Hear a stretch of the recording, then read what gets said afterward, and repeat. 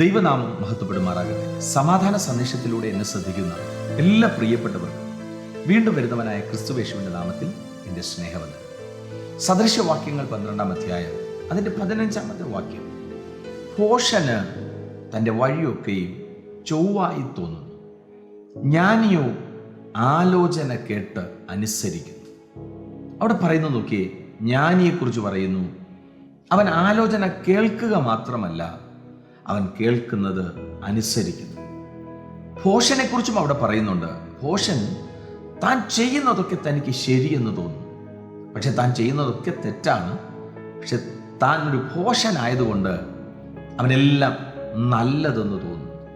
എന്നെ കേൾക്കുന്ന പ്രിയരെ, പഴയ നിയമത്തിനകത്ത് ശലോമോൻ രാജാവിന് ശേഷം രെഹബയാം രാജാവായിരിക്കുമ്പോൾ എങ്ങനെയാണ് ഭരിക്കേണ്ടതെന്ന് ശലോമോൻ രാജാവിൻ്റെ കാലത്തുണ്ടായിരുന്ന വൃദ്ധന്മാരോട് രെഹബയാം ആലോചന ചോദിക്കുന്നുണ്ട്. നല്ല ആലോചന രാജാവിന് പറഞ്ഞു കൊടുത്തു. പക്ഷെ അവിടെ പറയുന്നത് ഇങ്ങനെയാണ്, താൻ അവരുടെ ആലോചനയെ ഗണ്യമാക്കിയില്ല. വചനം പറയുന്നു, എന്നാൽ വൃദ്ധന്മാർ തന്നോട് പറഞ്ഞ ആലോചന അവൻ ത്യജിച്ചു. തന്നോട് കൂടെ വളർന്നവരായി തൻ്റെ മുമ്പിൽ നിൽക്കുന്ന യൗവനക്കാരോട് ആലോചിച്ചു.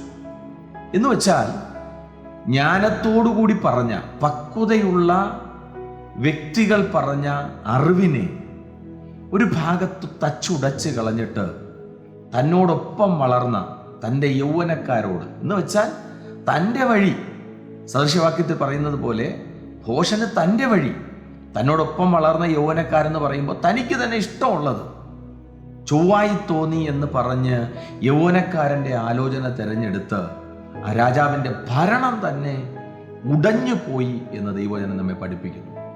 പ്രിയരെ, ഭോഷനെ പോലെ ആകാതെ ദോഷം വിട്ടകന്ന് ശ്രേഷ്ഠകരമായ നിലയിൽ ജ്ഞാനം മനസ്സിലാക്കി മുൻപോട്ടുള്ള യാത്ര ചുവടുവയ്ക്കാൻ റെഡിയാണെങ്കിൽ, ഉടഞ്ഞു പോകാതെ, ചീത്തയായി പോകാതെ, ദൈവം ആഗ്രഹിക്കുന്ന അനുഗ്രഹിക്കപ്പെട്ട ഒരു പാത്രമായി മുന്നോട്ട് കുതിക്കുവാൻ ദൈവം കൃപ ചെയ്യട്ടെ. വിശ്വസിക്കുക, പ്രാർത്ഥിക്കുക. ദൈവം വിശ്വസ്തൻ. God bless U.